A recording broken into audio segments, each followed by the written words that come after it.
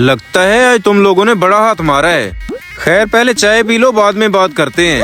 Waiter पानी देना जरा। क्या यहाँ का पानी पियोगे आप? आपको पता नहीं, पिछली बार मैंने यहाँ से पानी पिया है और 1 हफ्ता हॉस्पिटल में एडमिट रहा हूँ मैं।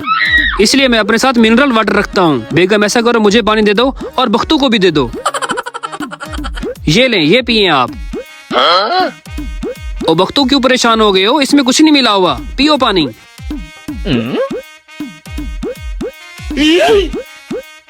अच्छा ठीक है, तुम ये बताओ इसका क्या करना है अब, और चाय भी पी लो साथ में। वैसे तो मार्केट में रेट इसका 5 लाख है। आप ऐसा करना 3 लाख दे देना। क्या 3 लाख? ओ भाई साहब, ये चोरी का माल है।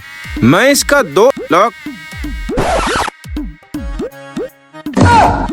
यस, आज तो हमारी डबल दिहाड़ी लग गई। जल्दी से इसका माल समेटते हैं और निकलते हैं यहाँ से, इससे पहले कि कोई आ जाए।